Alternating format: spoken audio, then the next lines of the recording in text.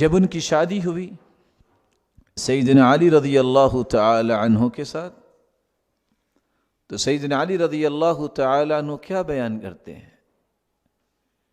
وہ بیٹی جس جیسی بیٹی کسی کی نہیں ہے، وَاسْتَقَتْ بِالْقِرْبَةِ حَتَّى أَسْرَتْ بِنَحْرِهَا، مشکیزہ پانی سے بھر کے فاطمہ خود لایا کرتی تھی، حتیٰ کہ ان کے کندھوں پہ نشان بن گئے۔ فَجَرَّتْ بِالرَّحَى حَتَّى أَسْرَتْ بِيَدِهَا، آٹا بنانے کے لیے چکی خود چلانی پڑتی تھی، یہاں تک کہ ہاتھوں پہ نشان بن گئے تھے۔ وَقَمَّتِ الْبَيْتِ، گھر میں صفائی خود کیا کرتی، جھاڑو خود لگاتی، حتی غبرت ثيابها، لباس گرد آلود ہو جاتا۔ وَأَوْقَدَتِ الْقِدْر، گھر میں ہنڈیا خود پکایا کرتی تھی۔ زوجین نے مشورہ کیا کہ چلو اللہ کے رسول صلی اللہ علیہ وسلم کے پاس جاتے ہیں، گزارش کرتے ہیں کہ گھریلو کام کاج کے لیے کوئی لونڈی مل جائے اور بیرونی کام کے لیے کوئی غلام مل جائے، آپ تشریف لائیں۔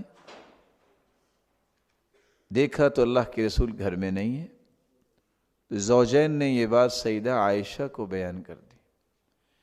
چوں ہی اللہ کے رسول صلی اللہ علیہ وسلم تشریف لائے تو سیدہ عائشہ رضی اللہ تعالیٰ عنہ نے فوراً یہ بات ان تک پہنچا دی۔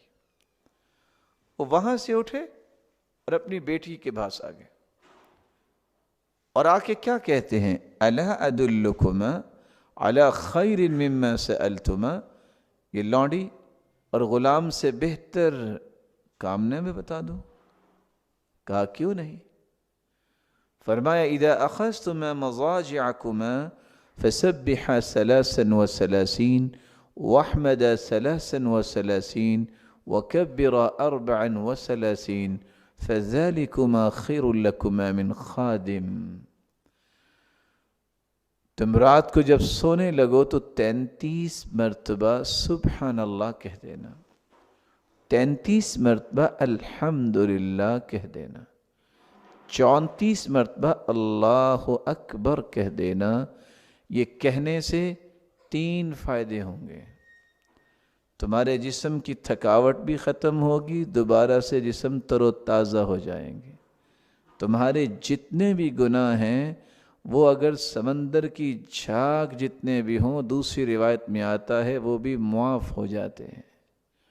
تیسرا فائدہ، جہاد، صدقہ، حج اور عمرے جتنا ثواب بھی اللہ ذوالجلال عطا کر دیتے ہیں، جیسا کہ تیسری روایت میں ہے۔